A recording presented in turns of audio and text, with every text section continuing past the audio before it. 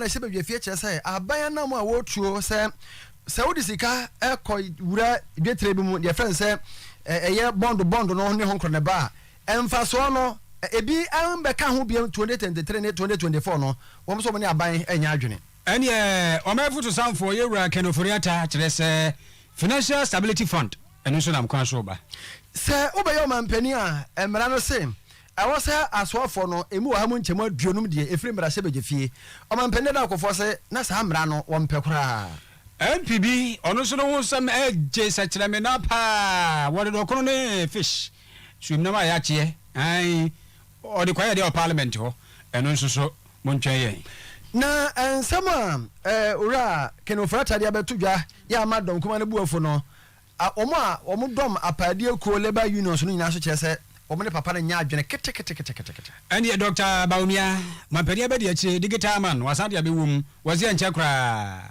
Ghana ebenya digitalized healthcare system ɛwɔ Ghana ha abutafo nsɛm no dɔɔso papaapa deɛ moateɛ nyinaa yɛ atifi nsɛm momyɛmfa aseda ma bɔsɛ ba electrical sɛ na wopɛ nkanea papa bɔɔbo papa wɔya papa CCTV cameras ahodoɔ sane fa ne silin fa yɛ hɔ a na abusua fo ni kyerɛ na energy commission agye atom Adum Boseba building ewo Princess Runabout Adum ya Kiss and Tins building yene Republic Bank edian mhwe na ntata ko foda na musu ye ho eno asa obehwe ye kira kwa sisi yen 0541 125 339 ofra abusia ye beje oso na ye kamo say OBS ye he Oyerepa breakfast show ye sremo say ye ne Oduyefuo ekwa akodidi na yanom na abusia de wo munie wɔn be 2000 and ya target him mo bia betimi de aboa ye pia ye ne beje se mo na de beba anwa ti tomato sardine bisiketi niema bia benya nipa die ye bia betimi no mo de akodi de anom bia nsuo nyina ka ho bo mo de na boa yin beba so 27th December ebenada enti Kumasi Central Prisons here anopa du ba ko na edetentem so burunya no mu fra ye wate ne boa yin 0241 051621 0241051621 ofra yebeje woso afa yasira heba meshan so eho yanwa no bi tu malaria se kra de woso de wada ho no mu an ho po che yasira heba mesha sanso ena asida natural capsules eno so eho abusha mansanka bi bema no ginadua so kireme wona wo sene no asida stomach mix ende kurobi kuraba wo yame bia na boba abusa asida stomach mix afensu so mukura no amomo de no abase ebia da wo yame ankasa tim asida bitters tu ase yakura ena asida tonic wa appetite na tekro no ya bomode ma wonsanka bi eno nyina Rojan Herbal Clinic for ene de aba wo mo ba bia ya to ape ti ba bia bewura bia benya bia to takura de Cape Coast Makesim empokra wo ho ne patamu Kumasi Asante region ya babia 0277 193 134 024663 2563 nano nso so yenni enkomo kama emfa ma wabjafo Korea na asemo na nwumre yi Oyerepa radio Facebook na se Oyerepa news share ho a na wadu atu ase ebere pamu no bekenkan ede amawo ni aboafo eta chipampe firi news room nyina Krobea Asante de nwumre yi menembra Oduyefuo na na sabere pinaman na na penkra hene chia me abusafo ensam no enim ene no nyina sawko MTN Vodafone Airtel Tigo officer enipa egu onya agro adenti a omo sim card no yesi yatwetwam ena amanfo do omo sa tretre ma me esla owusu na so ya oda no communications ministry honom say womo na yesa no womo na yesa ena oba bonte abechechem say ebinum kura keka say womo de no kra mo wie ena yatwam no say dabi de tie nie womo a yatwam de mu no yesa bia na anamo no tu baako anamo no yemienu your first face your second face first phase ni say auto sim card no what register any abaako na aba registration na wo de o Ghana card no ese ko register bio entie bia wonya nye no a ene bia ye say emra na adiu eti o sim card na ye block na bia obi ho a wonya nye ne dia ne bia so den ana bibi na aba na se pa say ya ma emra tintintin we ne besi ne na oda so ten wo ye kokwansa de ene na nyobi ne kumantwi boys ye kona na odini ti akoya kirema. The statement I made on this matter was on 11th November 2022. at which I stated clearly, and with your permission, I'll quote, that currently 30,011,082 cards have completed the first stage, i.e. linking of Ghana card to their SIM number. And as at 9th November 2022, 20,892,970 subscribers had completed the SIM card registration, linkage and biometric, meaning almost 70% of those who had completed the first stage had completed the full registration. I went on to state that one key reason why some of those who've linked their phone numbers to Ghana cards have been unable to complete the biocapture of stage 2 is because they used other people's cards to link their numbers. And this includes vendors who use the cards of others without the knowledge or consent of the card owners. Their inability to complete phase 2 attests to the robustness of the authentication process designed into the SIM registration architecture. But despite ample opportunity afforded to all to complete the registration, some who have the Ghana cards and have begun the process have failed to complete the registration. And so the announcement was made that all SIM cards which have completed the first stage of the registration exercise but not done the second phase will be blocked from accessing data services on 20th November and completely deactivated on 30th November. All those who had completed the first phase of the exercise but not gone on to complete the second phase would have their cards deactivated. So it is incorrect to state here that those who do not have the Mame Esla Usu sa to asubium editodwa se obi wo ho na bia ne de ne yatwamu a bia ne registration di kan na oyeye no okoto sim card no odi obi di mom obi a card e na ode yeye afa na bra na adu so no anfa ne Ghana card enye no abu aka ne simu e na wontimi nyeye enti omu so ye hwehwetwa mu die mu no bebire ho no ma eyese ya ntia yo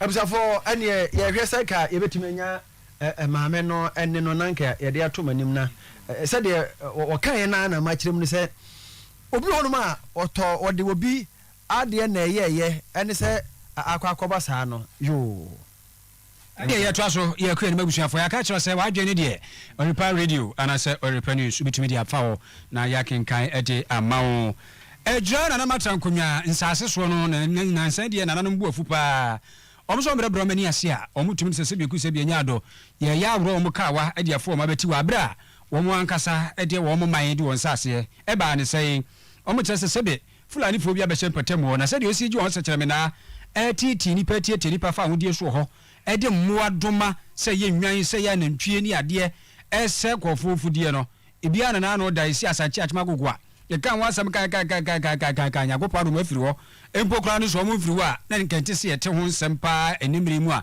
ejanka ye betimi abu ani aguso emu adwo kakra eno na adwura hene ene barima osei hwedie ya wotoso mienu kire se odaso agina na so na anu da bi hyiamu bi ekoso so mo mma kwan emma sabie ku sabie nya no fulani fo enu omeni se prefa no odaso agina wona so a na ba ne sa na dwumadie bi akoso penimfo so so eko bi pa na panipa atwatwafo edema Tabita Palaku International for Fulani Herdsmen ene yewra Yakubu Musa Bari ede esre na nanom so wokoto sre pa se bi egu se bi anyado wo ba kra no uja nan egu na so a yentwa ntwene na nso no se bi wanti se bi a wo twa na no ankasa so kra atwene wo yo katrema na wonwehwe nti wokoto asre na nanom ngumranim omungumranim na nyesa bi egu se bi anyado obia no woni pa boni ni sa ene ye wopani Bari ede to aso se ewom dodo no anu ne bi a wonom ye no ensani na sabe na nanom ka wo mo ka no susuru ontimi ntwe na nanom anu wo fom kire se so obi sisiwu a eno kire se hwene din emane sisiwu nti na disrade ya opani Yakubu Musa Bari ede to na nanom mo adwura enim eni baye ne die asembie na yepe e wo adwuraman any Ghana, because any Hankwana, Nenchi, Edru Samria, Omukom Yamia, Baby Omenya, Ijanama Omonenchi, and a young name, Hawa, a tidy back, and Nam say, or mine and Kasayam, Fashishepa, and Tukwam. Introduce a Fibia, a fee, and Hawa Bebano, near Bessan Babuno, a Betchendia, Alba, a Chimuno. Inti, the time. Okasa say on penentry and run the community and Fulani for into time when you are very, very close. Emreno etia emasa action. A binan kasa try several occasions. Into me juma. Into me sreno tenebeya nidi enkose because a very delicate issue concerning mining in or no because a be a drunk quantina or yes idea.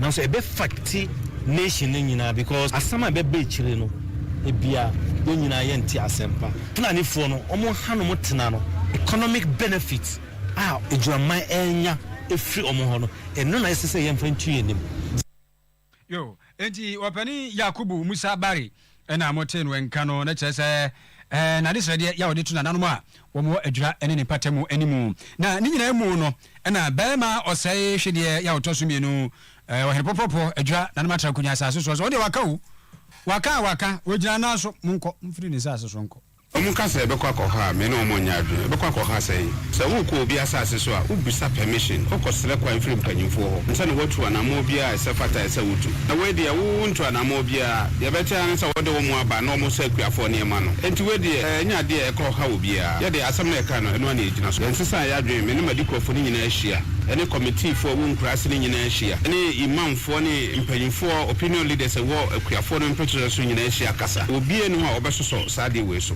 to say national year the security agencies in Asia woman nyina so crowd so betai akuafo na chi make sure say aboa bia every baby amakrobo woman ba woman ha no na otwe ba ko ne dem so bia mpaka ne ma no nko woman misa kwa no mo bae na yeso ye right say ye bebo ye akuafo eba ye kan no eno ne da so gina so woman do woman request aba request no enda ne nko woman nkrofo na aba no so hine ne mpanyimfo say de ye kan eno ne da so gina so as time no so na so woman ye asubrachi a so de wo bia no ye beka che nantwie no enti bema wasai hwede ya wotoso mienu ono so ne de no so oda so gina ne na so kreme ne ese na nei ECOWAS ya o economic of West Africa state fo ya na wo mo kire se ba ne sa as watu ani asi wo so sebe wo so besua wo a e wo so de no na ne transit ye wo so ade hye betimi etukwan abota won sa ase so na wabobra no nti ECOWAS hye no anyu no awubu so na se hwe na no kire se sebe betra sa ase so ne bekunkum nipa ebe wiye masa wafo kura kwa fumu anamotata na maba ne sebi na nem na mowe ECOWAS nhye nkyere sa ni sebini ECOWAS ma wo mo kwanse wo mra no metutu mo police fo ECOWAS ma wo mo kwanse wo mra no mo meto nkrofo ire no mo na ECOWAS ma wo mo kwan so mo mra no mabokro no ewokro mu eno ne yeda so ka nifo enye ya tamfo wo mo ye yenuanom wo mo ye yadofo na abonefo agudifo na ewo mu no wo mo na ye tu wo mo so sasa e bisa u ba bia de ye kire be na so number 1 number 2 nya me be kire e kwa akosi bo mu no ho na security report kire ye say hiding criminals no eno mo ba wo mo hide la nifo ne won nantwi ne ade wo ho no locally no wo mo accept wo mo so mo guest area edua na adwa no mo foto ewura kwa mu no mo tisafo ne de eya to wo so declare that area no woni nyina security zone na yempese be hu fulani na ntwe bi aso de na ne nam ho timimi na so number 1 number 2 nyame be kire omako ebuom ekwa akosi ye de nkranza fo hye no ho ne de ye ne security for declare ho nyina say ogo area fulani na ntwe fo no ti de maka no eno ani da so jina so emeka che adwama so omo da wo no omo komo kumanto wo yam abujafo eno no wase ne ECOWAS hye nkyere sa se betutuo ebo prosini ti de ode eka ho bra se bedwani yowo adwura se chiduma se ono abu Mohammed Bawa Brahma ono nso so se watana na adwen na wode aba na chi ya ntwe kura ne nsebini it's be interesting and kase ECOWAS treaty on free movement of goods and people nti yema obi mfa na yemwa na odi ba no say ye no no mu san edi enya say ye kwe no de enkotwa ye friendly for isi enu amu ye me ko tu mo nim say ye friendly for bi ho a ye wo wa ene bi so betra che a mo hwe ye na ntwi abe na ye no mo ti ho ene na yi wo mo de omo na ntwi ba emmal ye hu sa de we tete so mo e wo ho so mo sa wo bi aba be from mu obi me dwuma mo ya so mo ti betumi yi abambafo asotiri ne timi hu say nipa na o ma beka afro mu sebi o mu medi boni ne fa nhyɛ o mu efise nkate ba ko ɛsɛ nkate bo sɛ timi tuwonfu sɛ sa de o mu mmɔden ase o mu so ebetimi ayi abambafo asotiri abibi a mu sɛ nipa foforo bi aba bɛfra wo enti opani Mohammed Bawa Brahma ono nso ena ye adwura mrahye bidwani Abisafo enura ane enanyina nkomo baako a abakromo ene anamonto soronko a aban enam omenso for his kasem so eba betu na wode akorakora yensi kasem ena afi no oman betimi afa kwan bi so a yebetimi nya sika ewo yeye mamu ha nya da bia na ebekwa kwaseresere e de free amahodo so ebi ene debt exchange program na sa debt exchange program no enema bi ewo mu ne sen omo a enye sika kakra na omo de ko wurawura aban enwuma ahodo mu sika kakra bi ahodo mu no ma totototo enema odi sika na to bibi de fense wa investment no wo hwe anim senka bi aboso miensa ensia chi no emfaso kakra beba so ama no interest kakra beba na nya aba ne sen wo de aba betudwa se sa interest e wo sa payment ni nyina so no e wo bond ahodo no 2023 afida ebeko zero ne je se unya kapre bakra and 2024 de interest no ebeko 5% tisika de wura mu no obenya wo ha mu nchemu enum se ense ho na aba beka ho ensem ba ye no Ghana for dodo na abonju so ebia ko musika kora bia wo makoto sa bond ni bia na sa wo makoyi sa investment ni bi ama ebinu kora chese sika tene na wo de ko wura mu no ene kora mpo ama enti no wo ye de kora no sa ko nyamfa so na no dom kuma na wo mra hye be ne chese sa na mo na ban se wo turo no omo de omo ne nya adwene ne nya adwene tena owura Haruna Idrisu ene ne nsanchofo ebo ho nkomo. Let me state without any fear of contradiction that the form and structure of the debt restructuring plan announced by Minister Ken Oforiatta is unacceptable to us and we simply will not accept it. I said that to ask, how come that the contours of this debt exchange program was not announced in the budget statement that was presented to Parliament? Where investors consulted, bondholders, where they consulted, how did he come to this conclusion? Are we not right to state that this amounts to an economic imposition against the investment intents and wishes of those who bought the bonds? According to Honorable Ken, sustainable and cannot be serviced fully if he does not restructure some 137 billion of our domestic debt. We have officially defaulted, as we believe, in the repayment of the terms of our existing. Enuachi no ora Haruna Idrisu sa to aso se vatia aban se wo sai peyam kakra ya na anu da budget wo sai betu dwa no eno kra no wo bo ho asem bebreka. Now the Dankwa and the MPP to increase VAT. In 1995, when the NDC sought to introduce this tax, they organized what was referred to as Kumipreku, resulting in loss of life of 5 persons. Where is principle in our body polity? And where do they stand when it comes to morality? And therefore, we will not support any 2.5% VAT increase as a group. Whatever will be accumulated from that 2.5%, they can achieve same through expenditure cuts. Na ne kura mu no yewra Haruna Idrisu sare to dwa biem se finance minister the oye no wo bu emra ketua bi so afasika asem bia ho etitiru pa any article 181 no ne 5 for bia dia ene hey sabe wo bete kokoteta pa This is consistent with the Constitution, and we raise the questions. The terms and conditions of an IMF program support constitute a loan and finance agreement under the Constitution within the meaning of Article 1815 of the 1992 Constitution. As implied, any other debt restructuring exercise constitutes a variation of the terms and conditions of past loans authorized by Parliament. So if we authorize you to go and borrow, those of you who have read Article 180, the onus and mandate of Parliament is to approve of, and I emphasize, the terms and conditions. And near Mutiye, Honorable Haruna Idrisu, Adam Dudo, Omerasebefie, no, and a Dawamano. Abusha efa wo Mexico sam ya ye di hu nkomo ya mafu to sam for Ibrahim for yata e de atu dwahye ya ba na ye sebe ya sikasam betimi esi na kwan mu no manfo ho atọwo no le fa ba bi nsusu wo se de ade bi e friend Financial Stability Fund eno so nam kwan so eba ne saa no a na woni a wabie bi sikakra bi ahodo woni a eja eba pension susu ho nsensemu a wode wontira gura mu na wodi hu dwuma afensi achiba companies awodo insurance companies no afensi so a wo mo titu sika sam ankasa so no wo nyina ne woni a wonya sika na wankasa watintim bonwuma ne yade no a wo se aban ka wo nyina bomu se ya nkurankure so wote se no aban etu sa na mo ne se bre so a wo nyina na obeka wo na fua na afi wo hukọ obefa so na sa Financial Stability Fund no no madi hu nkomo nyankropo ya adom no mu nyina agitumu a eno atumi aboa ama titru ankurankura nwuma no atumi agina papa ene se samote bondo a esi a na Oduyefuo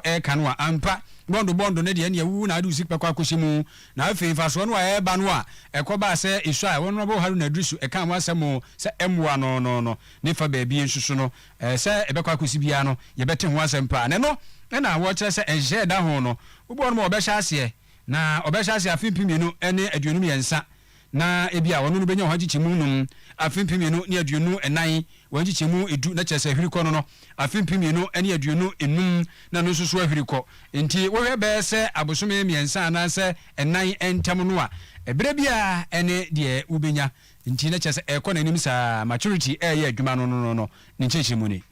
Our domestic debt operation involves an exchange for new Ghana bonds with a coupon that steps up to 10% as soon as 2025, with zero interest in 2023 and a first interest payment in 2024 and longer average maturity for the bonds. Existing domestic bonds as of 1st December 2022 will be exchanged for a set of 4 new bonds maturing in 2027, 2029, 2032, and 2037.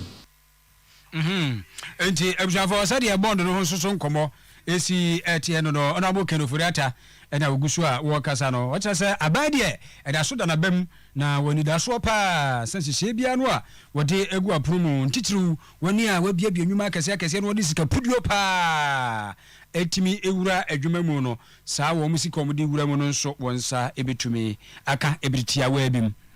This domestic debt exchange is part of a more comprehensive agenda to restore debt and financial sustainability. We are also working towards a restructuring of our external indebtedness, which we will announce in due course. This is a key requirement to allow Ghana's economy to recover as fast as possible from this crisis. We are confident that of the measures we are putting in place, including those outlined in the 2023 budget statement and underpinned by a successful IMF program, Ghana will witness a stable and thriving economy from 2023. Enti we ya boshe ya openi Kenofuriata de magana de shese eskasem ne bejina yi yankropon ya aduma efiri afia ekosimunu wa kwa ni mu 2023 no ebejina yi nti ye hwe no de bejina Institute of Economic Affairs IEFO Aquaman Penedada Sir Knight Marshal Commander Dr. John Ejekukufo ni fie ye wo peduase na kwa kodi nkomo na eho no esabe to dwabiem se 1992 constitution ya mamra no eho se ye musakre ye review na no man Penedada akofo kan se sa Council of State members no ewo se yesesa no esa se wo mo ho si asa Council of State na mantem bia yine de no man penia yine de na de o manam ha kwan ye no sabe faso bia ni so na o kire mu akowie de wo se okowie the outside the Abel say, Ebra no Yoman Penino, Adiaba Kwan Hano ne say, Embrano say, Constitution is saying, I was a waswa for no, you do dona Mufandi, also Yamra Sebuja for. Was Hamrano, Nania and your Dabisin and Wanda Sompecra. Ayo, Busafo, the one penny that alcohol for what kind near has a bit mania and then at the Amamona, Krobea, over trust on my. I need an express group of one, for an express group of one, as a open so quaman and Ecosia, dear, might be our person con an idea, or Magic Baby, Canada, St. Pukra, UK, English, Australia. When you had Ubeko, Germany, and so you had Ubeko, and you banner to Sabia Tufer, GRE, GMAT, and the SAT, the Keke Kahunya, express group for, and at Ubeko, and Dubai, you know, Ubeko, the most of person will call Dubai, Canada, UK, US, Australia, Germany, Namukoya Juma, I want to sono, Yabebuamo, take it in the Keke Kahubiadia, oh, Dauma Bem, your baby Biama, come on. And son, I was say, 0555 550067 and that's 0249 000448. Now, Express Group or more a budget, papa. Krobea Bessa, so the bedroom na Yako Helman Penadaco for Nenina or Chemu, say a Mamrano, SS was so for no.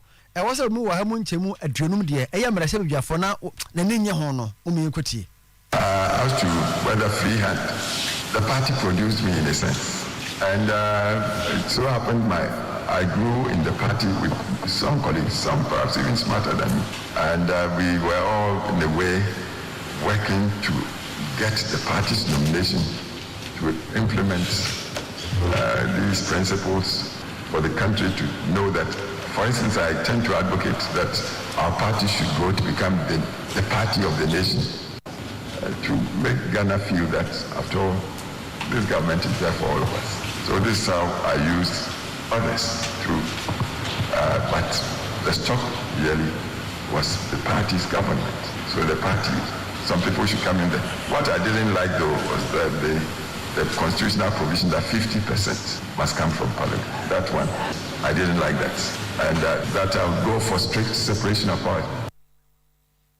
Ayo man penny dada say night marshal Commander Dr. John Ejekunkofo. Yo, any yansan metinsim and Brashabedum has some CBCU already Yankopon. Brashabedani was suddenly but what Peshaso, opening Alaji Bashiru Fuseni. Don't one was ABA Fuseni. Sapapani Banwa Todo Conan in Chenam. What Todo Conan in Chenam, the best Shababia, what Tiano Babia, which I know I desk with Auntie, I see a Hosano. And what you be hunter, until don't say debate ya one way, yeah, chess, Chumamenche, if I come budget no one, yapa paid in South Fast. Come to you, was a microphone, now I caught in South Fast. Watching inside or Cronin Chinam. Yes, sir. Now they operate over where in Indiana, I had a better Cronin, the crown. Where Docrona, Docro says cities. Docronia says cities, and then Chinam so 6 cities. Not just our head of fear way, head of fear way to say Christa Benny. Oh, now, oh, head of crew so. Now means I've been say crown a switch and me blow switch and docking. Now, a say citizen, I'm saying citizen. Papa no chese wo how ni amane no Mexico somewhere in Treno. BC da Ghana haba kwese mu se MPD dokona ne nchina mbeko Emrashi Bidwefi. Dokona ne nchina mo ni kutana na wo kire no so mai mo yedin. Mr. Speaker, they said that the evidence of the sweetness of a pudding is not in the aroma it admits, but it's in the actual eating. The real issues of the management of the economy vis-a-vis the impact it has on the lives of our people is clear. Mr. Speaker, before your distinguished self last year, I brought before this house, at that time, a bowl of keke. Mr. Speaker, this bowl of keke, even though it has even suffered some koshoko, is 4 Ghana cedis. Mr. Speaker, this fish, which I brought the same size last year, was 6 cedis. Mr. Speaker, this one is 12 Ghana cedis. This keke and this fish alone. Mr. Speaker, what that tells you? Member, for the record, at which location? I will tender them in Atabraka, Seller. I'll send you there. I said, at which location in Ghana did you buy the Adabraka KK house. I'll send you there, Mr. Speaker. Sorry? Adabraka KK house. Adabraka KK house. Very well. Mr. Speaker, it is abundantly clear that through the crass incompetence of this government, especially the economic management team and the Minister for Finance, this economy has been run into a ditch. Hey, ABF is saying no. And I walk on the Kutan or Colonel Chenam. I'm just told you why Nibi. And you said, any Abraham and Chinam no Crafato. Yea, and Chinam was about this. And other Colonel says this was what on Adabraka, Kinky House. I want what on Ghana, ya dear Mac, no Colonel, Air Force cities, no. But it's your way, you know, a quick 6 cities. Chinam, I said, Chinam, a refuge. A refuge. Anybody. Refuge. Very idea. On time you've been doing already. We were here to Jesus and a bonnet here. Now, labor unions and Eka saying, Ura Angel Kabunu, or non a president, Emma a year Nagrati Kuno, and what they to just say, I buy any penifon penifua. Every baby, ye sika kura kotra dear friends say investment companies and answer sector for no onomashia. Ama sa jumedio for de ba ya to the debt exchange programmer. Ebe boy na yesika semetime jina kakra. Na ya first onye sika no ono akodi nkomo. Na wo kan pen achara banye perefa bia. Abanim na adwumayefo omo pension funds no. Abade sa kokan no say we enyamfa so na we yete so na we say sa ka kom dia. En no me ne ba chia yam. Na so ura kan ofata kire say treasure bills any bond niam bi honoma enya de say beka wo mo bi wo beka wo mo na nya de bi beka wo mo ene ura kabunu che say ene o man nkeka ho nko a te sa odidi tra beka adwuma for pension funds ne dia ene de besi My union, Nagrat, the teacher unions will not accept this. We are members of the forum made up of the public sector unions. Assure our members that we will resist this move by government. We will resist this move by government by any means necessary. That we will not accept this. No worker in this country is going to accept this. We will not, under any circumstances, be shortchanged by any government taking away poor people's monies. We Angel Kabonunu no on the Nagrat for Pennypa. Yo, I feel my penny about the Dr. Mahmoud Bomia, HS. If it had been any dream song by Pimsa Sabrahano, Abano Afa Abe for Quantum Pond, one was so at the MP Abba. And yeah, but on Kratunding, Mr. Digita man, and you know what Samba say, yeah, digitalization, no one ya day aircraft, just say, and if you say, I want no, Bibia, Abe for Quantum Ponso, you know, and what I say, about the shabby eba, now we no so cry no, and ya Ghana Hankwa, Bekwa, yeah, a bibrimina. Yeah, no, Ebebua, Ama Quabrane to a Quabefaso, now waiting me up, de papa, Ama one Casa was a bebel, a bear was Anusua, and ya dear beer, do one on Namsum Pose, Bibia meow, den, but from what Tranum, Ewo, and Sierra to say, yeah, with me a for quantum pons, Rabefo, now fee, what to me, Enya Apomoding, in Drexemu, ya, what day, Emma, dear, what I say, Ukrainian coupon, if you are seeing if you are seeing in an so air con anymore, now we are seeing so no agenda as one per quampa or befaso, now for 1 for ama my mono, on between any apomeditas apomedin, inipa in Yahoto the bedroom. Over the last few years, we have embarked on this digitalization drive in the health sector, and the World Health Organization has also called on member countries to implement digital health interventions in their health systems to improve access to care and well-being for their populations. So what we are pursuing now going forward is that medical records and the history of patients will be gathered under a single database which can be accessed by any networked hospital when the patient visits. Enti Dr. Mahmoud Bamia ena moten wanka busuafo na no akire ena wodi we so to aso se kwan be fa so na won be dan wadie ama ewiase ama aman anase empo Ghana titiri no ehunu ye Friday bi National Electronic Pharmacy Platform eno keka ka ho nsem. Third area is the e-pharmacy. The e-pharmacy is very, very important. Patients or people generally face difficulties when they are trying to find medicines in pharmacies. It is also difficult to tell whether the drugs are genuine or fake. There is also the problem of drug abuse with the perception with prescription drugs like tramadol. To address these problems, in 2019, I challenged the Pharmaceutical Society of Ghana to digitize the operations of pharmacies in Ghana. Following this, the Pharmacy Council, in collaboration with the private sector, has completed the work on a digital platform for all pharmacies in Ghana. Inti a digital platform, digital man, Dr. Mahmoud Bamia, a National Electronic Pharmacy Platform. And he said, "Yene abe for kwaso de fashion or to me a diabo pomodeno, and also when some kakra aba, or just and chakra, a beshasi."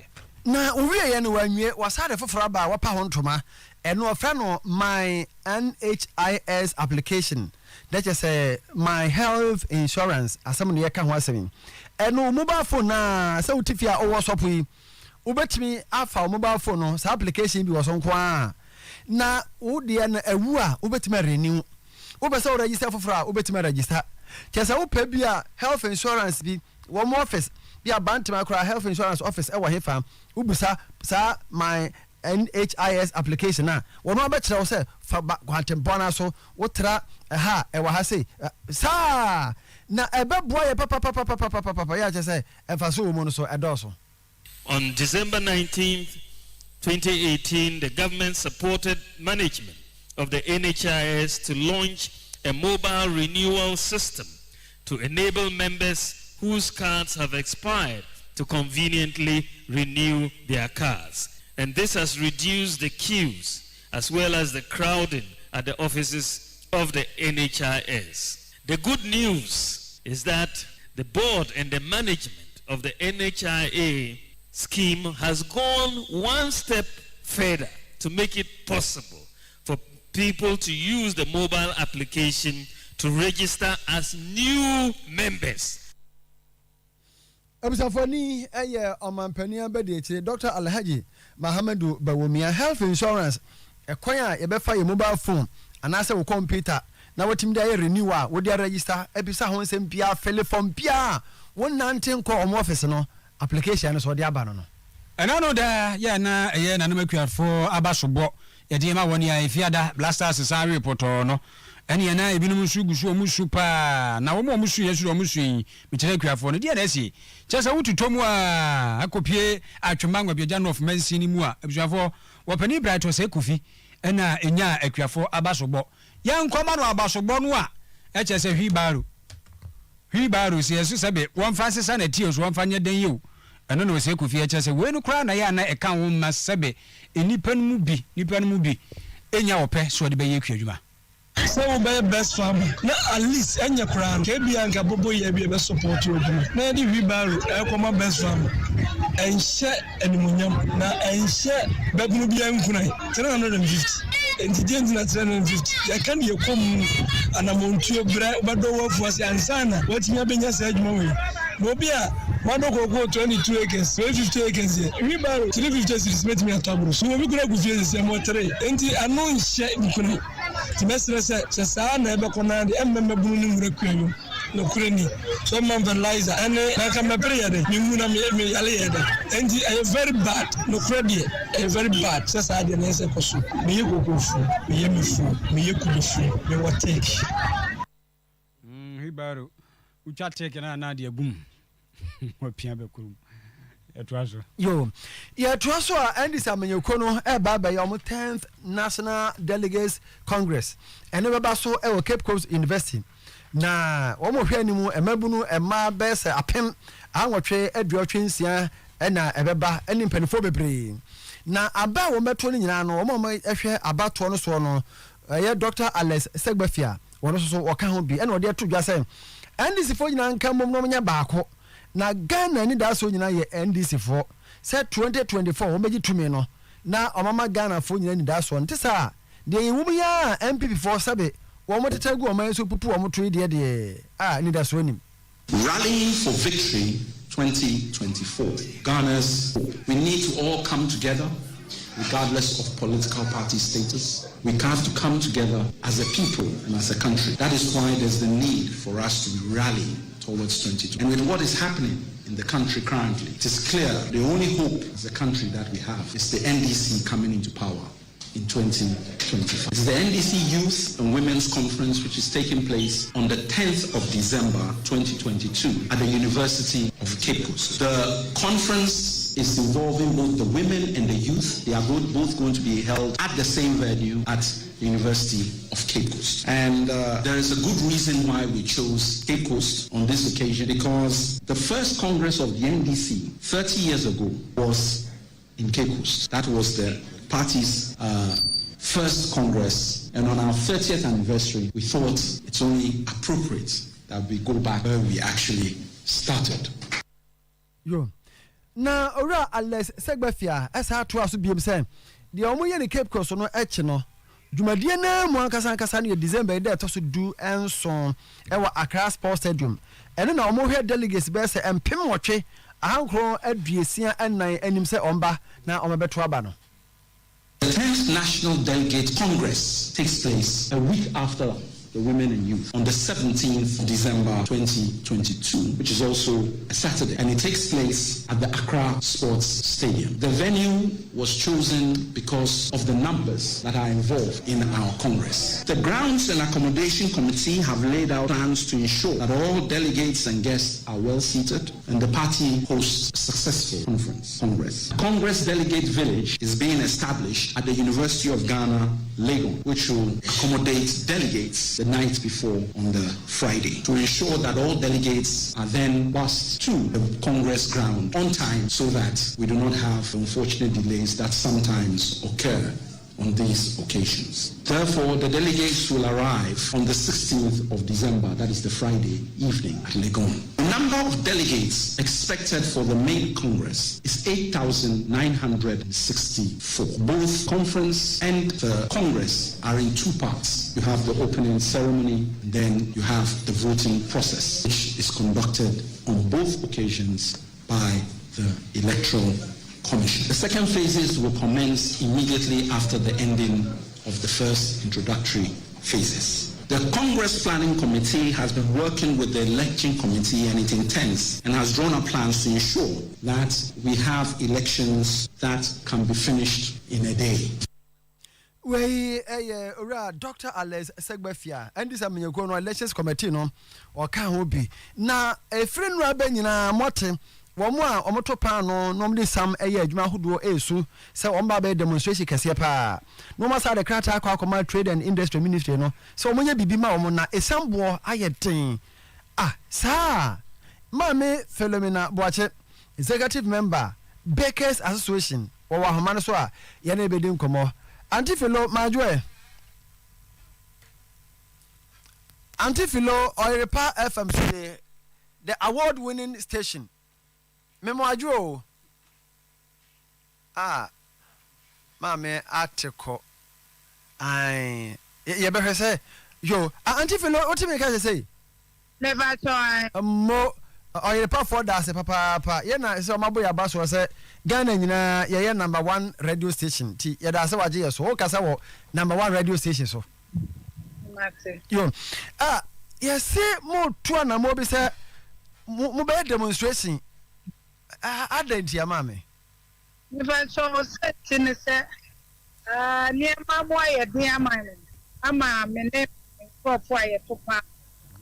Na you may ya first akwan so ya motie for ne mahwefo na. I no cre say ya demonstration. They say if someone ya de to pa no, me bo control. Magria you to no bo control. And a sugar so apple cost. It's a Maya Juma work. And Nunchina, Yaka album said that beside the Yamekono. Ya ngupi ya nkabi ama baina meboye niya. Obedu baby na ye Japan oto. Eba tanswa wa mi no ka sei ano pasa wo pe pa no kra no tia na tata wa anya bi. Ntia ne na se ka bi na afia ba na beboye.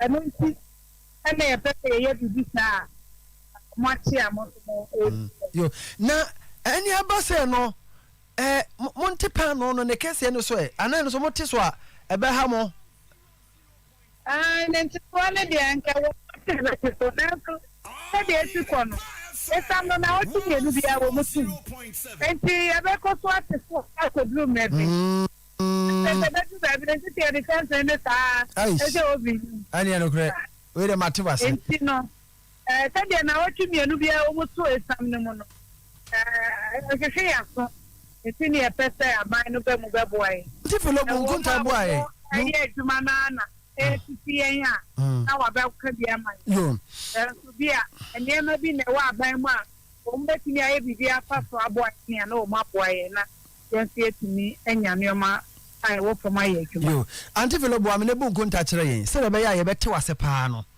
ebia afini anamfinhia mienu ni na esam bag ba ko na yesei ana adwompo ahurihiri ana sese ababedu sei famfinhia mienu bu nkunta ne kire yen mate if I saw before COVID no now you saw no 207 na pesi am no ka say cross here 690 cedi wow it's not a fair for the new pa imagine I saw imagine no so 270 pesi am no ka say cook no I take 800 cedi necessary no stop from any marble. Ampa. The see I know can say sugar.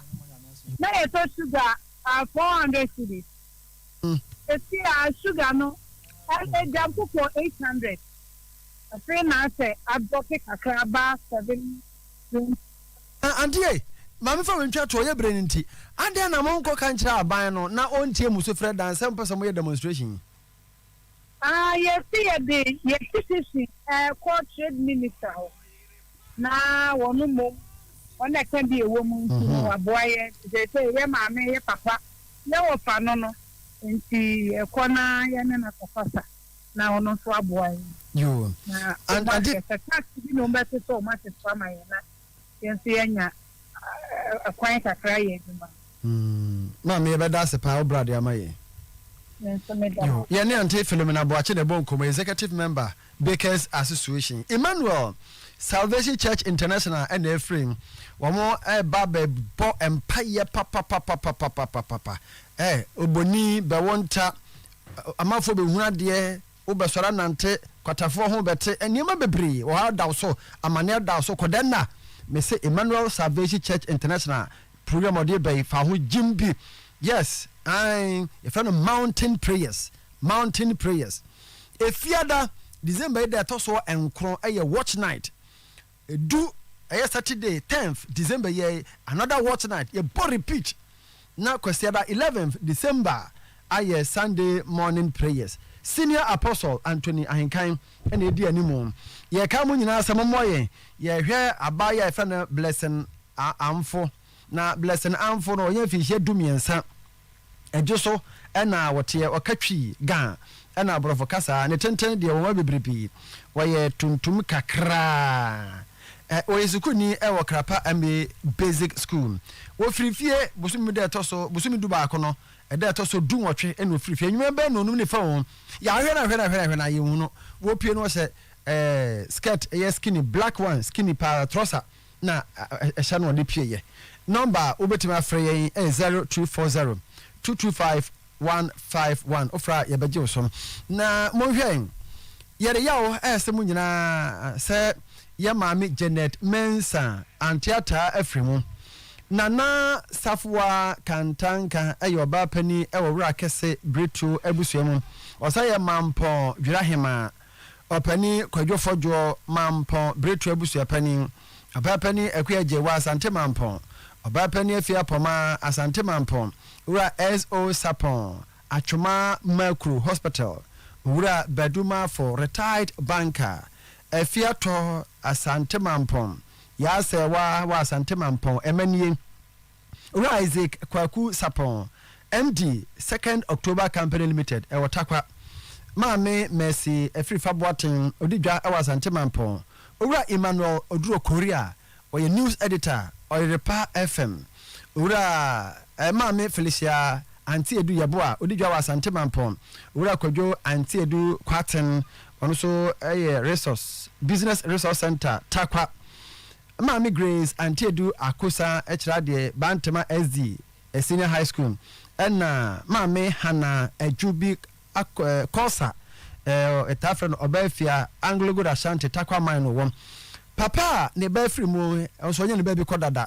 Openia kwesi mensa ena maame oba pani akosua ade yalo so Asante Mampon ne abusua nyina breto abusua si amfantum anim sa maame Janet mensa ne tafra na ntiata efremu onya fiche dioson mienu eyenu enie memende di anim ye abusua so yemu no adeda no Asante Mampon breto abusua fie ho a ebe sinapiaba e bank honom ahwache no nan kosi no nwotwe na odnako Ebenezer Methodist asodemu Asante Mampon akoye ufosom ama no bia ne akwa pana kurabre e wodade ase rakese breto amusie ye wia ne abegina so anom sikesa no memende beye e wa Asante Mampon Methodist Primary School Park ne so e ben lorry station no na kwesiara ne akọ na ase so no Calvary Methodist Church ye Asante Mampon ebrukutu aso yes na ewia ne asa akotoa eyene so bem de so asembra na umeja mo ye kam se memenda ebe ye so na kwapon